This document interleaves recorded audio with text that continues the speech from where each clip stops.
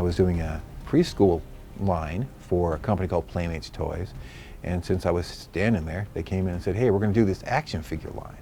Are you interested in doing some action figures? And I said, sure.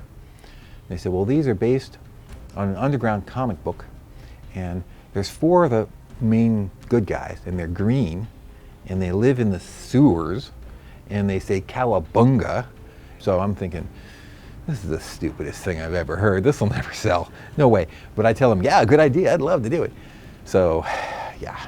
So they said, sure, turtles. And I went, well, boy, these are, I'm going to just be embarrassed. Why don't you let me do the bad guys? And so after that, I was doing bad guys like crazy.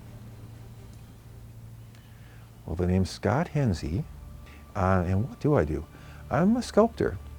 In days past, I was a model maker. I was a CEO. But I'm much more comfortable being a sculptor now. I'm really glad that I can still do it, because there was a time there where all I was doing was fixing things that broke and going to meetings. And then when things wound way down and I had to do the sculpture myself, I was happy to find that. I just had to go get bigger glasses. I got into sculpture when I was a kid. I would always like to sculpt faces. I was really interested in faces and the fact that you could get different emotional responses from different ways. You would just the slightest change to the eyebrow or the eyelid or something, you'd get a different response. Right after school, there was a company close to my home that made planters that looked like animals wearing tennis shoes. Funny animal planters. It was a weird fad. And the company I was working for was making these plasterware animal planters. And that's where I learned to sculpt quickly, because I was getting paid, piecework.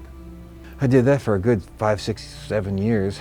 And a friend of mine noticed in the newspaper that there was a toy company, Tommy Toys, that was looking for somebody who could sculpt well and do characters. And I went over there and told them I could do the job, even though I had no idea what the job was. And that was the best job I ever had. I always say it was the easiest thing I ever did, because all I had to do was sculpt. I was a member of the team there. I didn't have to deal with clients or anything. I just sit there and sculpt. It was great. I started in clay and I finished it in wax. And then I make a silicone mold and I cast urethane resin, mostly because the wax itself is very fragile. It works really quickly, but it's also very fragile. And what's evidenced there is I once went to a meeting and I was sitting there next to a guy and I was holding a final wax sculpture. It was really beautiful. I think it was the skunk in the Bambi line. And the guy sitting next to me says, let me see that. And he reaches out and takes it and drops it into his coffee. His hot coffee. This is wax, Yikes. Of course, I was pretty horrified. I reached into his hot coffee to get my wax back. Whenever I go to a meeting now, they say, can I give you a water? Can you have a cup of coffee? I don't want any liquids anywhere near the table when I'm presenting. But we used to do a lot of work for a company called Playing Mantis, and the license was Rudolph the Red-Nosed Reindeer. And we did play sets, and big ones, and little ones, and plush ones, and so it was like perpetual Christmas in my shop for 4 years running. We had to outlaw that "We Are Santa's Elves" song, because it sticks in your head and you can't think about anything else. There wasn't a style guide. That was back before people were doing style guides. So we were just watching the film over and over and doing screen grabs. Or I think in the beginning we had a VHS tape and we were taking still photographs of the TV screen. But I did really enjoy doing the King Kong toys for Playmates, because it's a big gorilla. How could you not enjoy that? It was a big secret, though. It's a big secret. They couldn't give me any pictures of King Kong. I don't know. I guess I would tell somebody it's a big gorilla, So I would sculpt a gorilla, take it down to Universal Studios, where they had, I guess it was Skype for then. It was a big wall-sized video screen where I could see the art director and the other weta guys sitting around. And then there was a document camera. And I would take the figure and hold it over the document camera. And they'd say, turn it left, turn it right. Okay, make his nose a little bigger. Okay, make it. And we got the thing done that way. And then my favorite tool to work with the clay is chopstick. Partly because I got lots of them and they're cheap and free, but they just work with the clay better, and you can sand them and make them into any shape that you need to use. And then if somebody wants it, you can give it to them, or if you lose it, you just make another one. That's what I like. I have, as you can see, lots of tools. I never use any of them. I just use the sticks for clay and this little guy for carving wax. These guys are all basically the same, but I kind of tend to keep going back to the same one all over and over again, like this scraper here. Doesn't look that important, but it has magic.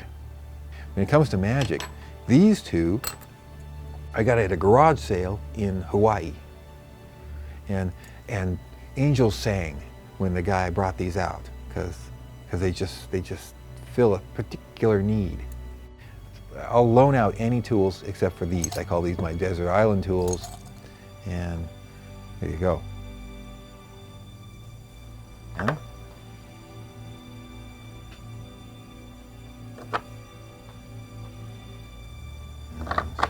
There you go. But the ones that I designed myself, that I put more of my own ideas into, are going to probably rate higher on my what's my favorite list, you know. And I did this line of animal caricatures of famous big band artists. So I have a Miles Davis as a lizard playing to his tail. I have a Mingus playing the bass, and I have a bird playing the saxophone. And you can recognize Dizzy with his big cheeks, Dizzy the frog. Anyway, I'm going to say that that's my favorite one. Because my job is to interpret the licensed character as closely to the style guide as I possibly can. Not only because I'm going to be reviewed by the folks who own the property, but because that's the job. I mean, you know, you accept the job. If I'm doing a lot of these ceramic pieces, Mickey Mouse pieces for Lennox, I mean, I'm happy to do that because, I mean, that's the apex of their whole licensing program. Mickey Mouse is king of licensing. But wow, when I'm working on my 8th Mickey Mouse this month, you know, I really start looking for ways to make it more interesting. I did a Happy Meal line for McDonald's based on Monsters Incorporated, the Pixar movie. But I was a little worried because they're all computer geeks. You know, I say that lovingly, but they're all computer geeks, which makes them, I was worried it was going to make them kind of tense and worried about every little thing, you know. And it was completely the opposite. They were happy to see me freehand sculpting their computer-generated guys. And I said, what if I, you know, have his mouth open, looking to the side? They were, sure, that's fine, he can do that, you know. I mean, they would rein me in if I suggested that the character would do something that it would never do or couldn't do. But mostly they were open to my interpretation. That was a lot of fun. I've always thought it was a really lucky thing that I got involved with toys rather than fine art or, you know, industrial art or designing chairs or something. Because toys they have that element of funness. You've got to stay happy, you've got to be fun.